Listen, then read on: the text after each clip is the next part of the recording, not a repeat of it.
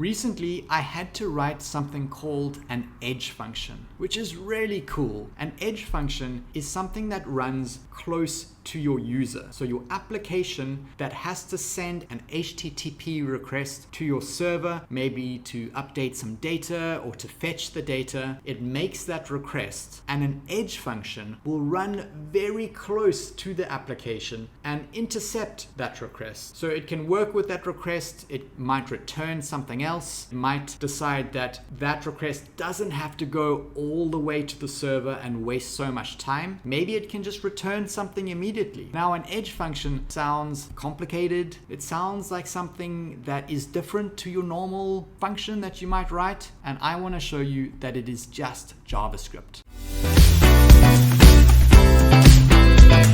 So this here is the function. That is it. And it works the same way like any other function. So it's a declaration, a handler is the function name, and the function receives an argument, this event. Do I, as the developer, have any control of that event and what's inside of it? No, I don't. This is something I would need to look up in the documentation, depending on the provider or what's being passed to that edge function. I had to look it up and see that if I wanted to access the original HTTP request, I had to go into the event, into records, using square bracket syntax, which means it's an array, right? It's taking the first item, the first genie in that submarine, and then accessing more properties until eventually we get to the request. The request is just an object. So we have an if statement here, normal conditional flow, where I am checking the method property in that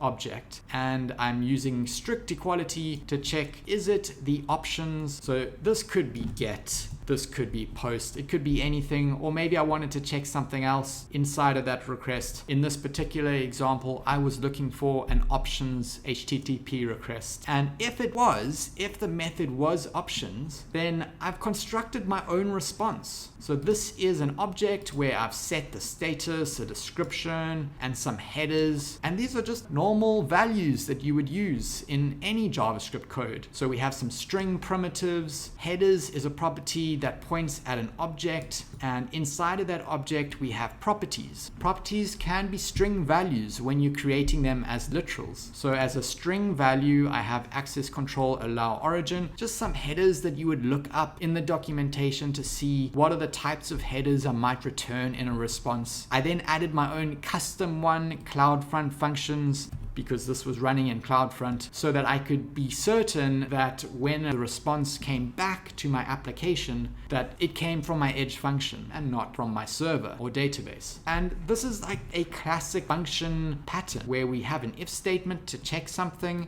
If it's one thing, we return a specific value for that condition. If not, we don't need an else statement, because this function is going to run this code regardless of whether we put an else conditional, and we just return the fallback. If it's not one thing, what is the other thing that I want to return? And in this case, simply returning the request so that the request can continue on to the server. A bit of an advanced example, but quite interesting. Hope you enjoyed it.